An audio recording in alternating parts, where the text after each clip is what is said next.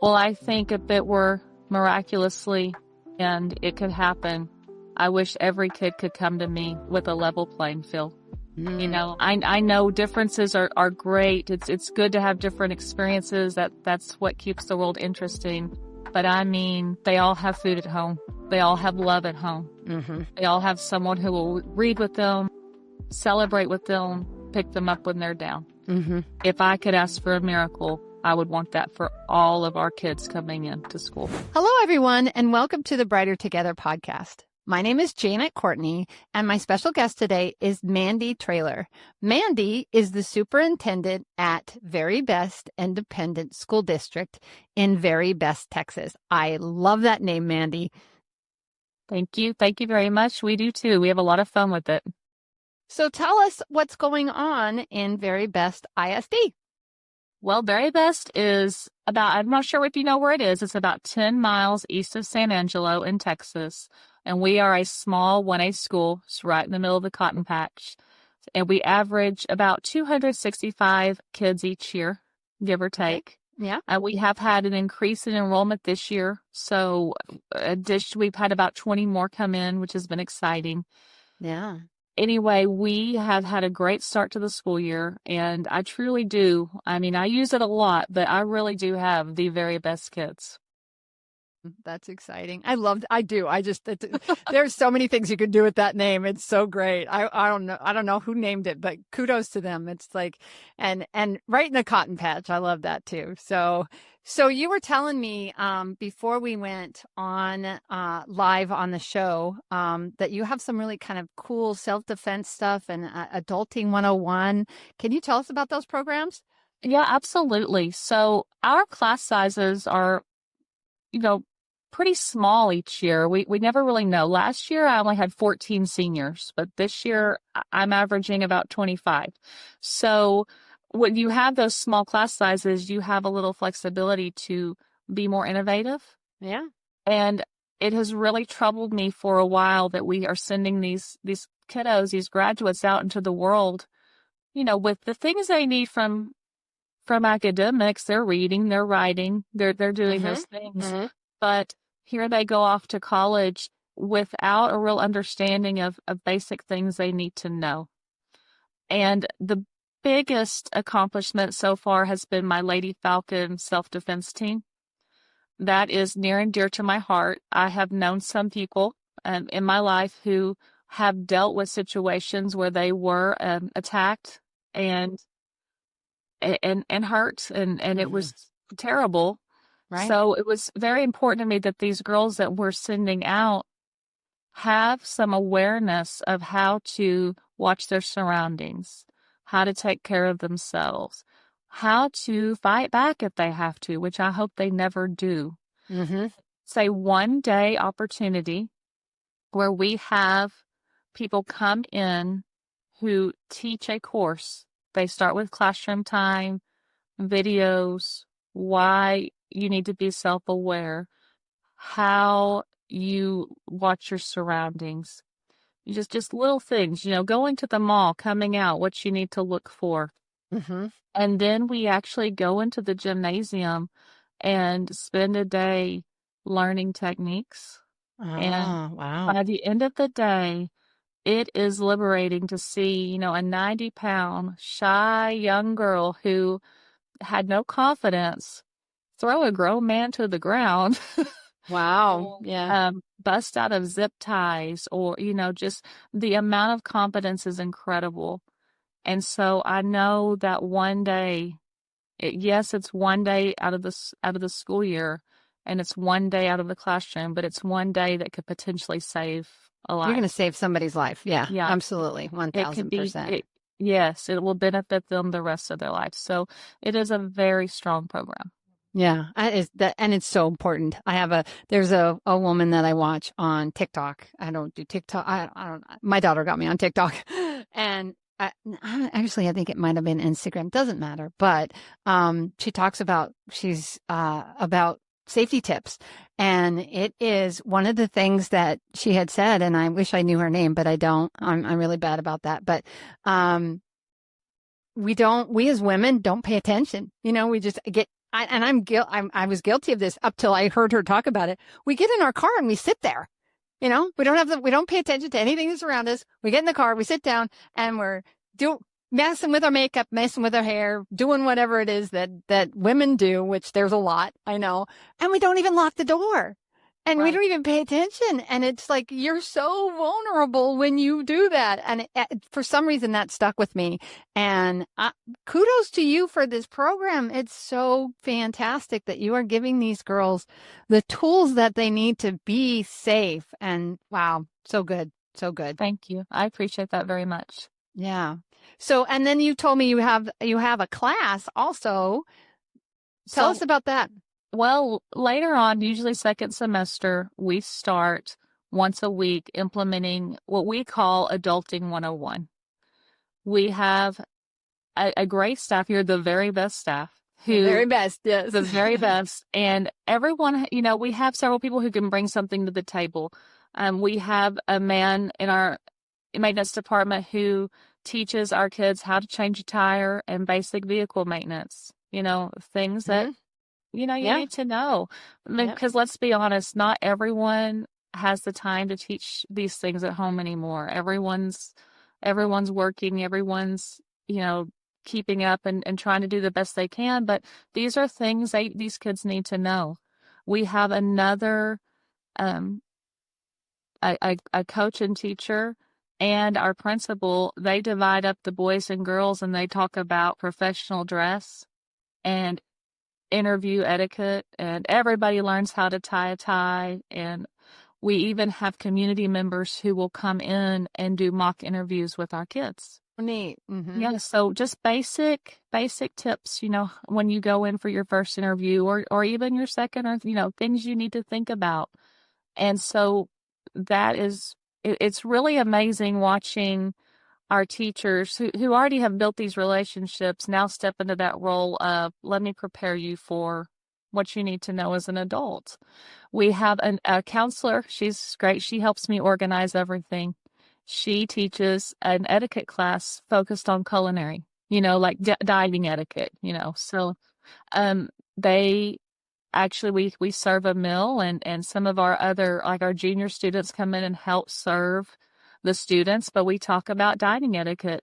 And I say, this is not just important for prom or, something. You might go to a business dinner one day in your future. There might be something special where you really, really want to make an impression. And these are things you need to know when you go out on those sort of dinner dates. And they are just so appreciative of the information. And in fact, our class last year, we did it later in the year. They said, why didn't you teach us this earlier? You took us, we like to take them out to eat and little special reward trips. They said, we needed to know this. So we're going to try to do that earlier. We Yeah. do, basic banking, um, Good. Yeah. that sort of thing. Hmm. Um, let's see what Money. else. Yeah, Mm. money. I mean, Yeah. that's Money. important. What Yeah. is a routing number? Yeah. When you look at a check, what do those numbers mean at the bottom? What are these interest rates? All those kinds of things. In their financial math class, they are getting income tax, how to fill out all those forms for employment, that sort of Hmm. thing. Right. So Yeah. we have a lot. Our local sheriff comes in and he works with our students on how to interact with an officer, say if they're pulled over, which is a requirement in Texas, but it works very nicely for our adulting classes. Nice. Nice. That's just, eh, I love that. And I love that you call it Adulting 101. That's so cool because it's just, you don't know what you don't know until Right. you don't know, right? Right. Yeah. Absolutely. Yeah. That's so fantastic. So who came up with the idea? Well, I did, but not necessarily. I just don't want to say I created it. I've just been hearing that a lot. We're not preparing our kids. We're not teaching our kids things that they need to know. And I can't agree more. I mean, Mm-hmm. these are things that need to be taught and they need to be exposed to so that when they go out, it's not something foreign to them. Right. I mean, we've had kids say before, hey, I want to know how to file my taxes. I want to know what this means. And so we took the initiative to put a program together. Very cool. That is just, it's so good. It's just so good. You know, I'm sitting here racking my brain. I told you I'm not good with names, right? But I know JD Vance.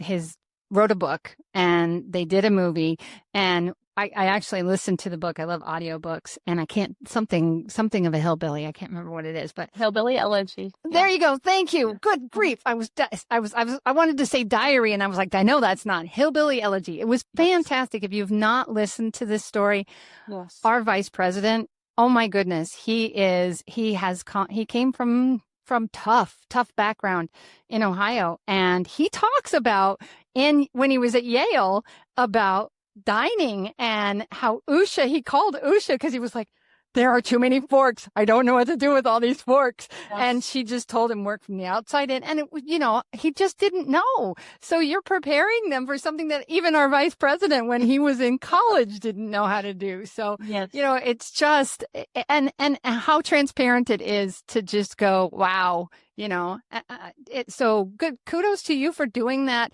before they even get to college, so they're ready. Yeah. And thank you for the name. I was like, couldn't think of it. Well, I read the book. The book is phenomenal. It is. I believe every educator should read that book.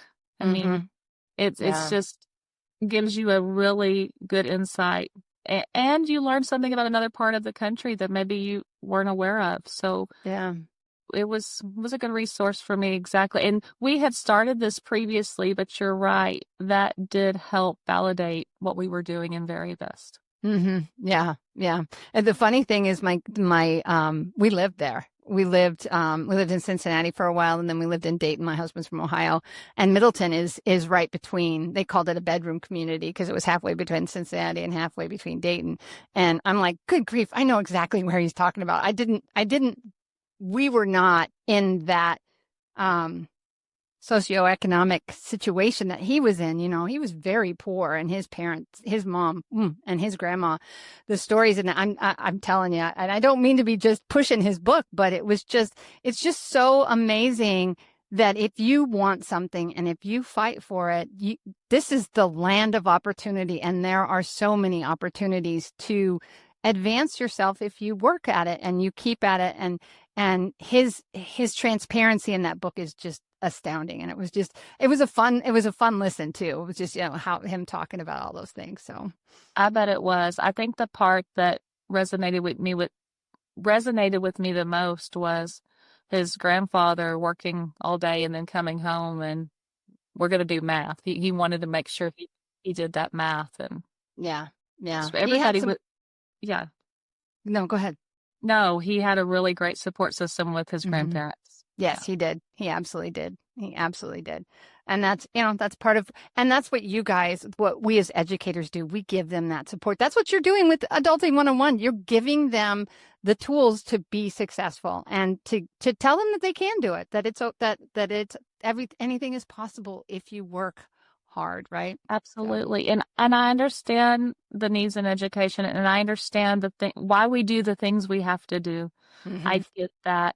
But at the end of the day, learning how to throw a ball or how to bubble a test is not going to help them succeed at college or at an adult job. I mean, and I know why we do those things. There are so many valuable reasons we do all those things, but no longer are these things being learned at home and across the board. So it's time to step up and help out. Occupational therapy shouldn't be one more thing on your plate. It should be a solution. Lighthouse Therapy offers school-based occupational therapy services that actually work for you and your staff. Our OTs have an average of 16 years of experience in schools, and they support everything from handwriting to fine motor to sensory integration. And you can choose from 3 different service models, whether it be virtual, hybrid, or in person. It's OT that fits your workflow without the chaos. Visit lighthouse-therapy.com/brighter together to learn more. Awesome. So, what would you say beyond that? What would you say for Very Best? What is your biggest challenge right now? My goodness. Testing. Yeah. My biggest challenge right now is testing. We are separated into two campuses. We have two campus numbers, even though we are small and all connected. Interesting. Yeah. Yes. And therefore, my elementary campus is only tested third, fourth, fifth. And then secondary is sixth through 12th. So when it comes down to state accountability, all of our data for our high school is actually our junior high and our high school. And so your STAR data encompasses each one of those grades, each year of growth from sixth and up, plus your graduation rates, plus your CCMR rates. All of those things go into one. Whereas my elementary, we have two grades that can show growth. And when you have 14 kids in a class, one counts a whole lot. A lot. Yeah. Yes. Oh my goodness. Yeah. And then, and that one may count multiple times depending on how they're categorized in our system. And so it is really a struggle because we have the very best teachers. I mean, we really do. We have very little turnover. We are blessed. And it is a good place to be. But every school, no matter how great it is has a problem. There's always something you're working on. And if you're not, then you're stagnant. You need to be working and growing, right? But that really is our challenge right now. And we've got things in motion to do to accelerate that learning and to do better. But at the end of the day, it comes down to who felt like testing that day. Yeah. Who did what they needed to do. And so I am looking forward to some changes with testing reform. Not sure what exactly is going to come up. I mean, I know they've got things in place that they've been talking about in session, but we're just going to have to see how it is and if it's really better for us. But once we improve and we do better, because my district overall is a B, because my secondary, is very, very strong. But my elementary struggles that pulled us down a bit. Once we get where we need to be, I need to get us on one campus number. Levels the playing field for both campuses. Yeah. Well, and I've always I struggle with the whole idea that any school is measured by one test score. That to me, what other industry out there judges their people, judges how well they're doing, judges how well the kids are doing based on one moment in time? And it's a moment in time. We always say that in special education as an SLP. We look at test scores and we look at, we set the IEP based on how they did that day. But we tell parents in the IEP meeting, look, this is how your child was performing that day. Exactly. And they're always growing. They're always improving. There's always things that come up. But if they were not feeling good, or it was a tough day, or whatever it was, that's going to affect those scores. And yet that is what our government uses to determine whether or not you, as an educator with massive amounts of experience who really cares about the kid, is judged. And it frustrates me. It really, really frustrates me. It's a problem. Yeah. And I don't see it getting better anytime soon, but that's why we're here. That's why we're talking about it. Yes. That's why Brighter Together exists, because that's a problem. And it obviously my voice goes up, my volume, it makes me mad. I mean, it really frustrates me because then every single commentator out there on the news talks about how test scores are failing. And it's like, you are looking at one aspect of an incredibly complex system and judging based on your past experience. And a lot of them don't even have their kids in public schools. So that's true. You're absolutely take your right. judgy hat off and start looking at what's really happening in education, Okay. Well, I'm done. I'm on my soapbox, right? Yeah. I highly doubt that any of your listeners can say they've never had a day that they weren't feeling their best and did their best, Yeah. And are we going to judge you based on that one bad day? No. I hope not. I really hope not. It's maddening. It's absolutely maddening. it's a reach to hope that every single one of your kids is going to do their very best on that day. Yeah. Yeah. And it's like student count day too. I don't know if that's a Texas thing, but I remember in Michigan, and I remember as a kid in Nebraska. Now I'm I don't know about Nebraska, but in Michigan, the kids had to be there on student count day. And if they weren't, they didn't get counted. And the school didn't get any funding for that child because they weren't at school that day. And how silly is that? That's every day here. We have Is it the attendance same? time. Is it the Oh same? yeah. Okay. It's not about, and people really don't realize this. It's not about who's on your roster. Mm-mm. It's whether or not the child was in their seat during that moment of time. Which is And crazy. Absolutely crazy. Who picked that system? I Where don't did know. that come from? I'm just like, I don't know. Because I can't tell you how many Saturday schools I've held to allow kids who've had issues come and make up time so that they can graduate. mm-hmm. But we can't, that doesn't count towards funding. That's just something out of our pocket we're doing to do the best thing we can for kids, to give them those opportunities. And Because what happens? mm-hmm. And that's what educators are doing. That's what you do. That's what so many administrators and teachers across this country are doing, is fighting for our kids, fighting for students to have a good experience, to be able to graduate, to be able to, they're our next generation. They are the ones that are going to move us forward. And we're fighting a battle that we really shouldn't be battling. We should, if anything, they should be pouring money and helping us, because this is the next generation, whether you like it or not, whether you agree with us or not. It's maddening. It's absolutely maddening. Well, and I don't know how to fix it, but I can rail about it. That's for sure.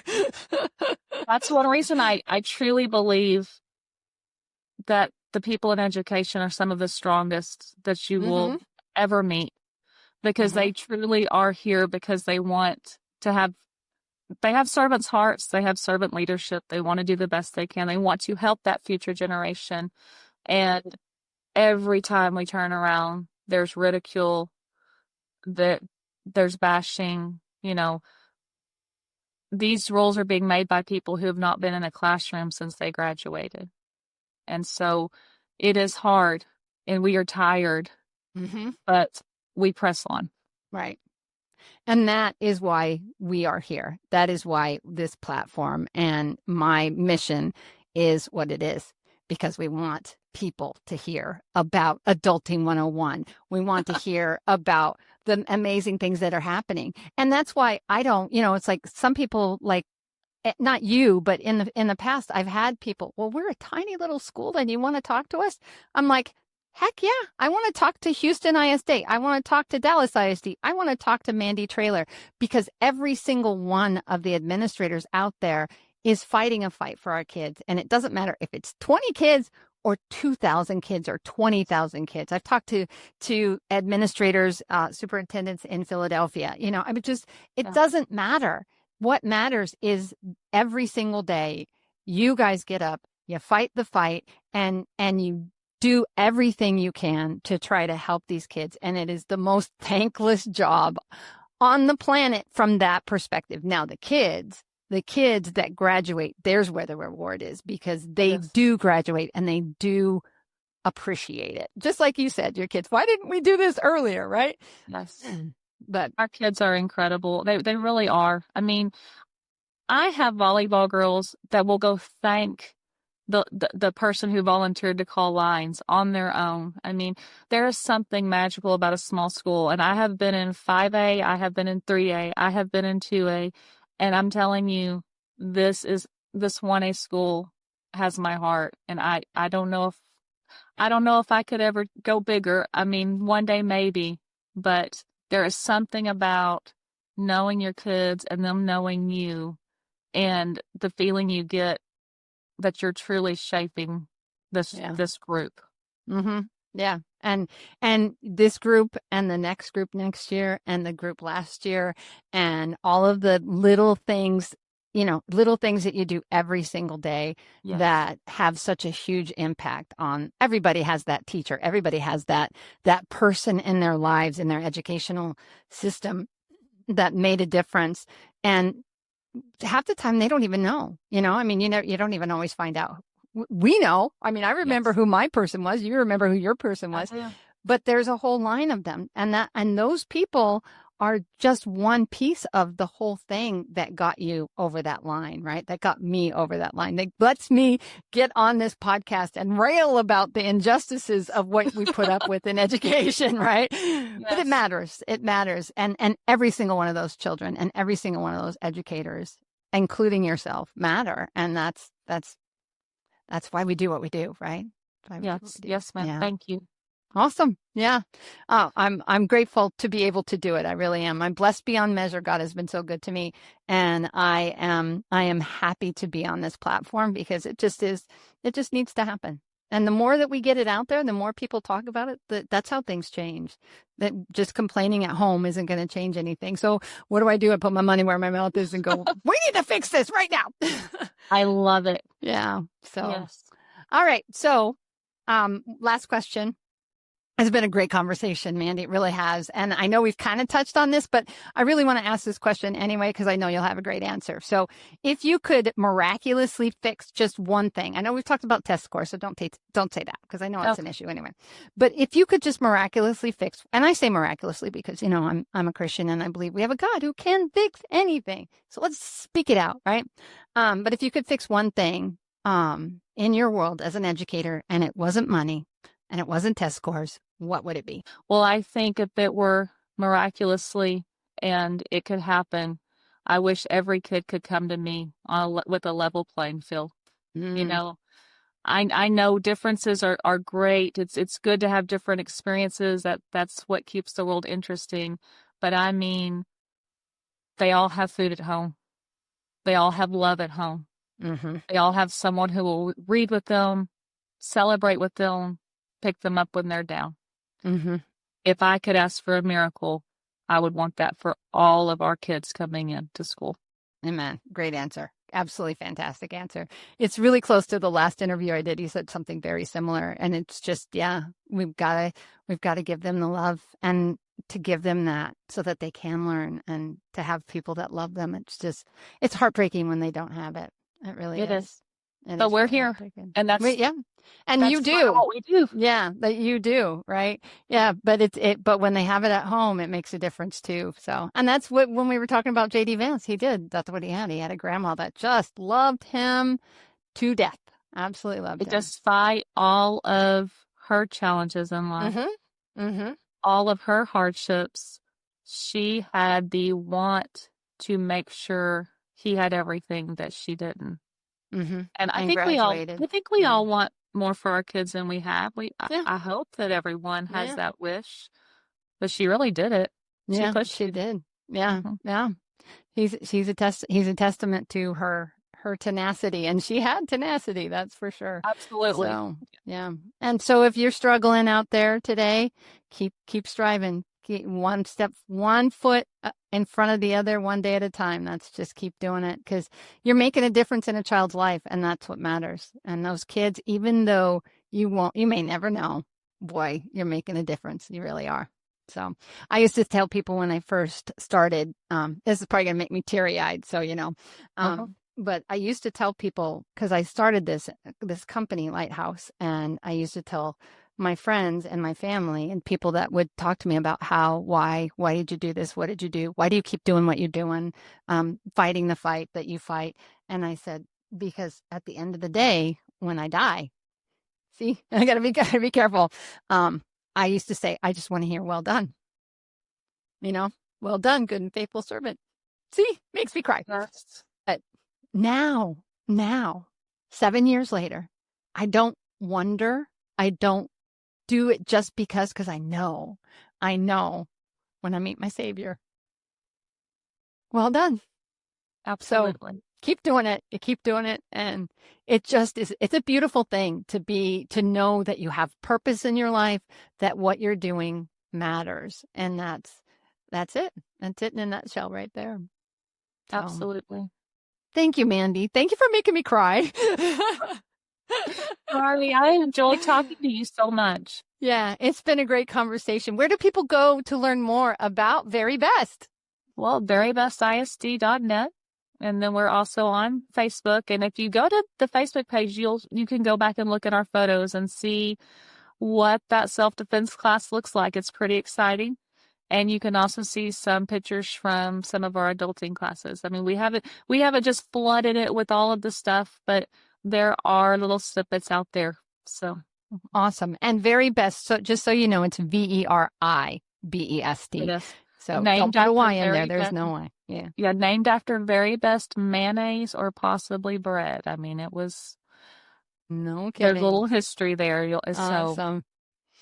Very cool. Well, and that makes sense. That's a great name for pasta. It's a great name for a town though, too. It really well, is super fun. when they originally went to file for a post office, the name that they wanted was Mullins because Isaac Mullins is who settled the community. And we still have Mullins Crossing a road. We have Mullins Cemetery, but when they filed, there was already a Mullen, Texas, and they couldn't have two similar. So the community actually held a contest, and a young lady went into a grocery store and she saw Armour's very best brand, and that's how it came to be. So Oh, that's a great story. yeah, I love it. I love it. Well, Mandy, again, it's been a fantastic conversation. Just enjoyed it talking to you. Love what you guys are doing. Love big towns, love small towns. Small town America is so great. So I appreciate it. And just thank you for being on Brighter Together. thank you very much for the opportunity. It means a lot to me.